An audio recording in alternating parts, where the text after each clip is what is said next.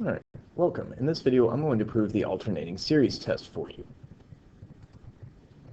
So for this alternating series, the sum from 1 to infinity of -1 to the n plus 1 times a sub n, I'm going to suppose that a sub n plus 1 is less than a sub n and that the limit of a sub n is 0.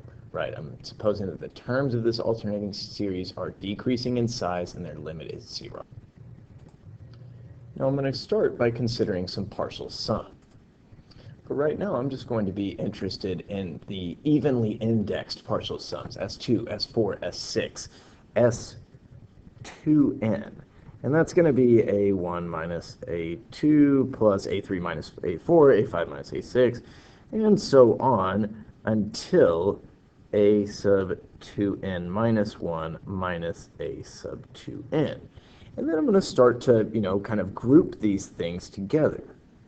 I can say, all right, A1 minus A2, and I'm just going to kind of group them around their subtraction.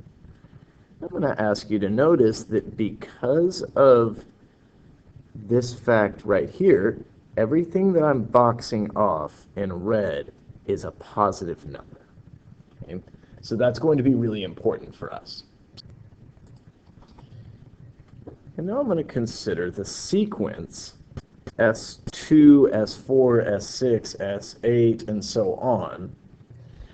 And I'm going to notice that S2 is less than S4 is less than S6, and so on. Okay? Because I just keep adding positive numbers together. Okay? So that means that S2n,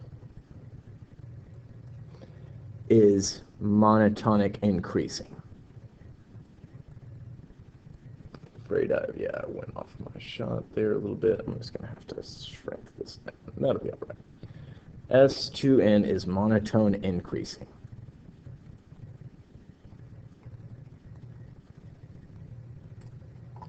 But it's also bounded from below by S2, right? S sub 2n, or the limit of S sub 2n as n goes to infinity, which is what I'm going to be interested in eventually, well, it's bigger than S2 because this S sub 2n sequence is just, I keep adding more numbers, adding more positive numbers to it, so it's going to get...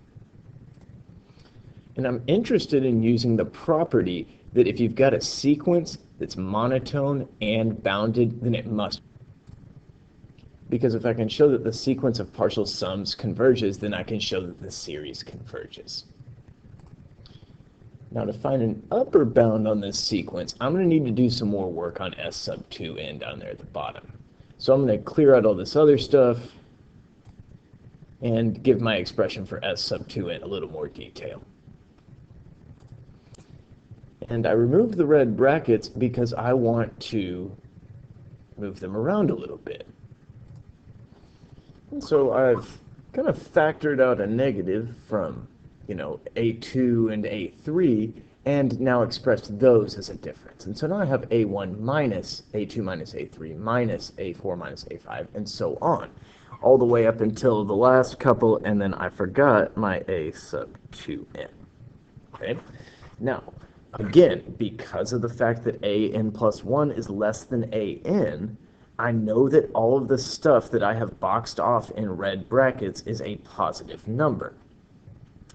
Moreover, I can box this guy off in red as well because it's also a positive number, right?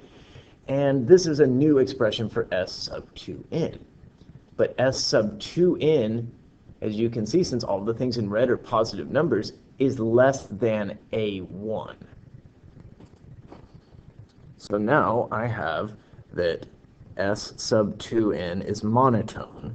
It's bounded from below and it's bounded from above, meaning the sequence S sub 2n is convergent. Now this means to me that the limit of S sub 2n exists, which means that series converges. And that's what I'd set out to show you in the first place. So thanks for watching.